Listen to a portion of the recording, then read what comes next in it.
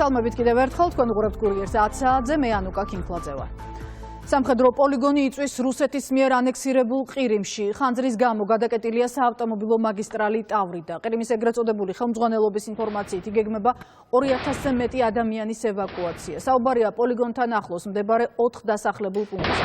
ადგილობრივი ტელეგრამ არხები იტყობინებიან, რომ პოლიგონზე საბრძოლო მასალების საწყობი სავარაუდოდ დრონებით დარტყმის შედეგად აფეთქდა. სამხედრო ობიექტი, სადაც ხანძარია ყირიმის აღმოსავლეთ ნაწილში მდებარეობს და იქ ის ახლოს არის ხითან, რომელზეც 2 დღის წინ შეტევა იყო. ხანძართან დაკავშირებით კიევი ოფიციალურ კომენტარს არ აკეთებს. ამავე დროს გასულ ღამით მასშტაბური საჰაერო თავდასხმა იყო უკრაინაზე. რუსეთმა შეტევა ფრთოსანი რაკეტებითა და უპილოტო საფრენი აპარატებით განახორციელა. თავდასხმის გამო საჰაერო განგაში ღამით გამოცხადებული იყო უკრაინის თითქმის მთელ ტერიტორიაზე. ბოლო 2 დღეში მეორე დაიბომბა ქალაქი ოდესა. უკრაინის საჰაერო ძალების ინფორმაციით ოკუპანტებმა ქალაქს შავი ზღვიდან ფრთოსანი რაკეტებით კალიბრი და X-22 შეუტიეს. წინასწარი მონაცემები დაზიანებულია სახლები და სავაჭრო ობიექტები. გასულ ღამით და გამთენიისას დრონებით შეტევა იყო კიევსა და კიევის ოლქზე. საქალაქო სამხედრო ადმინისტრაციის ცნობით საჰაერო თავდაცვის ძალებმა ყველა დრონი გაანადგურეს.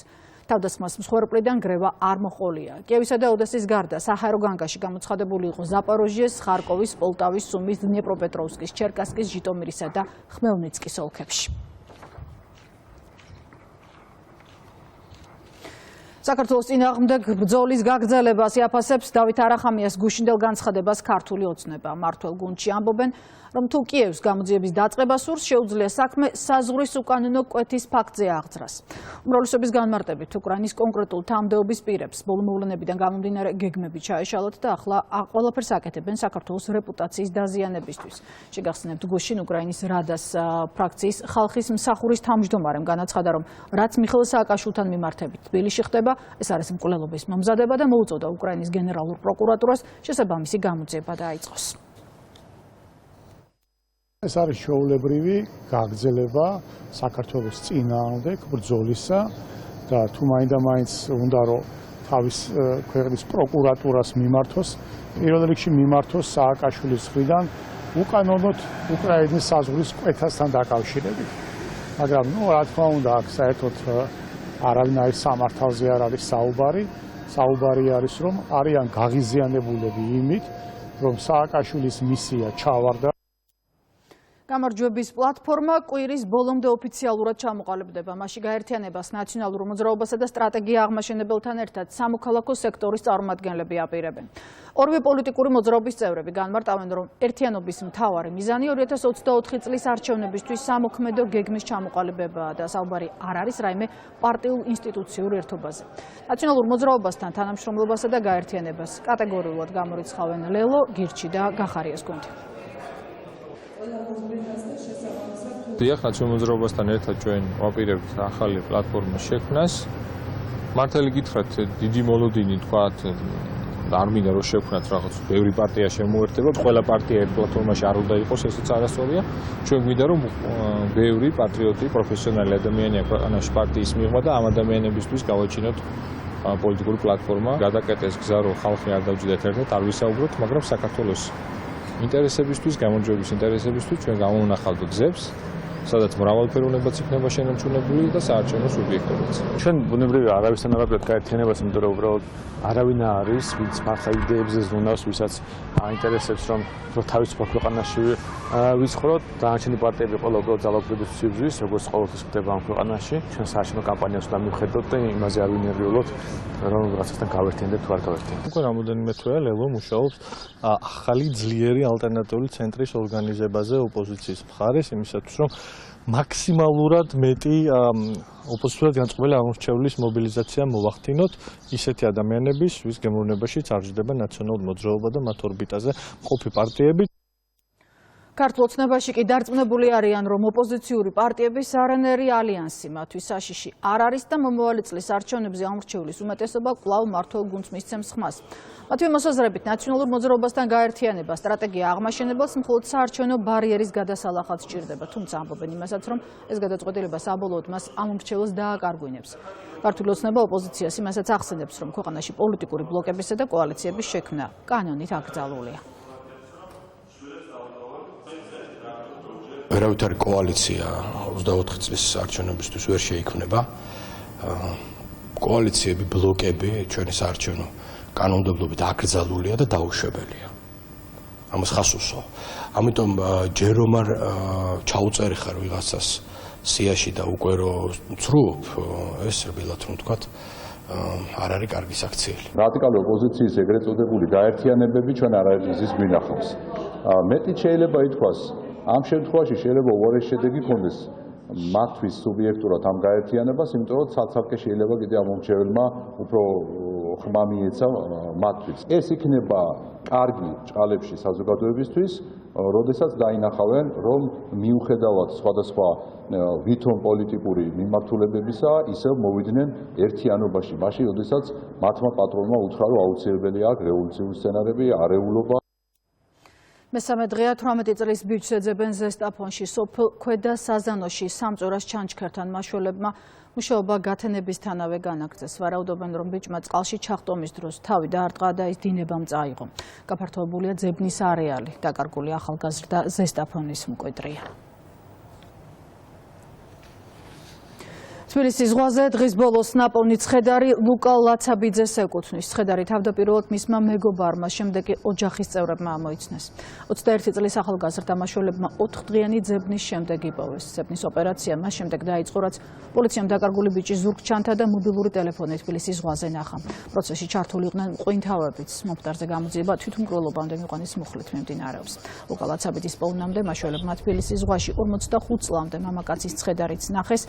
დაღუპული სავარაუდოდ უცხო ქვეყნის მოქალაქეა.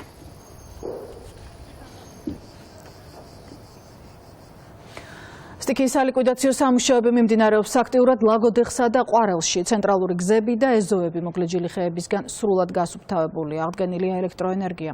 მიმდინარეობს მოსავლისთვის მიყენებული ზარალის დათვლაც. კახეთში სტიქიამ ძირითადად ვენახების, აზამთროსა და ნესვის ბაღები დააზიანა. ადგილობრივები ამბობენ, რომ სიტყვამ ისინი მოსავლის გარეშე დატოვა. 50 ტონა მოსავალი უნდა მივიღო და სულთიანად ნულზე დახვდოვა. რა ვიცი, აქედან უკვე არაფერი აღარ გამოვა. იმიტომ ნაყოფიც გაფუჭდა, ფოთოლიც გაუფუჭდა, ღეროც გაუფუჭდა, ყველაფერი გაფუჭდა. იმდენია ნასეთქო მოხდრიდი, ემას უკვე აზრი აღარ აქვს. ნესვი საზამთრო რო იყოს, კიდე შეიძლება აიტანოს, ეს შევიხორცოს, მაგრამ ეს დალპება უკვე და გაფუჭდება. გზის რეაბილიტაცია მიმდინარეობს ოზურგეთში, გენო ჩხაიძის ქუჩაზე, გზასთან ერთად ეწყობა ეზოებში შესასვლელები და სამიაღვრე არხები. პროექტის ღირებულება 1.250.000 ლარია და ის რეგიონებში განსახორციელებელი პროექტების ფონდმა და ოზურგეთის მერიამ დააფინანსა. სარეაბილიტაციო სამუშაოებს ოზურგეთის მერი მოადგილეებთან ერთად გაეცნო. აქტიურად მიმდინარეობს აკრძალული ინფრასტრუქტურული სამუშაოები ოზურგეთის მუნიციპალიტეტში.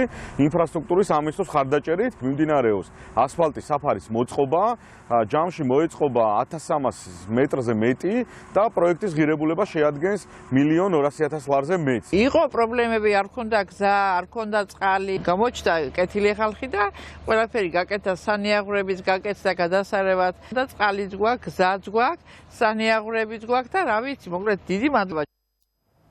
ნამდვილი თუ მოგონილი კომუნიკაციების კომისიის მედია წიგნიერების კიდევ ერთი კონკურსი დასრულდა. გამოვლინდნენ გამარჯვებულები, რომელთაც პრიზის სახით ულტრა თანამედროვე ტექნიკა გადაეცათ. კონკურსში 100 მეტი სკოლის მოსწავლე მონაწილეობდა. წესების თანახმად მათ უნდა აღმოეჩინათ მედიაში გავრცელებული ყალბი ინფორმაცია და წარმოედგინათ აღმოჩენის გზები, შესაბამისი წყარო და რეალური ფაქტები. კონკურსის მიზანი მოზარდებში კრიტიკული აზროვნებისა და ფაქტების გადამოწმების უნარის განვითარება. კონკურსი ემსახურება მედია წიგნიერების კრიტიკული აზროვნების უნარების განვითარებას მოზარდებში, რაც დღევანდელ ციფრული გამოწვევების სამყაროში არის ძალიან მნიშვნელოვანი. დეზინფორმაციის წინააღმდეგ საბრძოლველად მათ იცოდნენ ნამდვილი და ყალბი ინფორმაციის გარჩევა. 100 მეტი ნამუშევარი შემოვიდა და ასევე ძალიან გვიხარია, რომ თბილისთან ერთად იყო ძალიან ბევრი ნამუშევარი იყო რეგიონული სკოლებიდანაც. ყველაზე მნიშვნელოვანი არის ის, რომ უკვე სკოლის მოსწავლეები მე-9, მე-10, მე-11, მე-12 კლასელებს აქვთ უკვე კარგად განვითარებული კრიტიკული აზროვნება და არიან უკვე ჩამოყალიბებული მედია მომხმარებლები. უკვე მესამე დღეა საბერძნეთში ათენის შემოგარენში ტყის ძლიერ ხანძარს ებრძვიან. ცეცხლის ჩაქრობას 250 მეხანძრე, 75 სახანძრო მანქანა, 11 თვითმფრინავი და 9 ვერტმფრენი ცდილობს, თუმცა მათ ქარი და მაღალი ტემპერატურა ხელს უშლის. ხანძარი დაახლოებით 8 კილომეტრის სიგრძეზეა გავრცელებული. საჭირო გახდა 300-მდე ადამიანის ევაკუაცია. სტიქიის გამო ბრიუსელში ოფიციალური ვიზიტი შეწყვიტა და საბერძნეთში დაბრუნდა ქვეყნის პრემიერ-მინისტრი.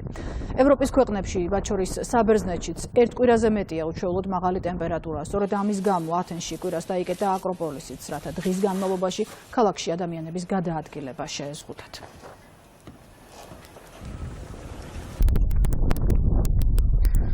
ძლიერი სიცხეა იტალიაშიც. ქვეყნის ჯანდაცვის სამინისტრომ განგაშის წითელი დონე გამოაცხადა. ეს ქვეყნის 27 მთავარი ქალაქიდან 23-ს ეხება.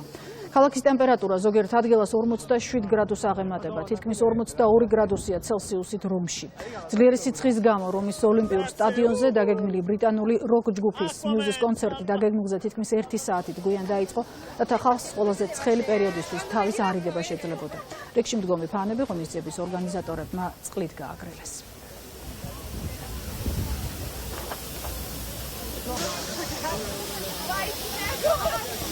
სულ ცოტა 15 ადამიანია მსხვერპლა მეწყერს კოლუმბიაში. მთის მასა ქვეყნის ცენტრალურ ნაწილში მთიან რეგიონში ჩამოწვა. განადგურებულია 20-ზე მეტი სახლი.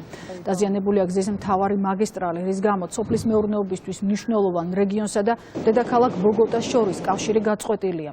მაშველები და სამხედროები ჩამოწოლილ მეწყერში დაკარგულებს ამ დრომდე ეძებენ. არ არის გამორიცხული მსხვერპლის რაოდენობა კიდევ გაიზარდოს.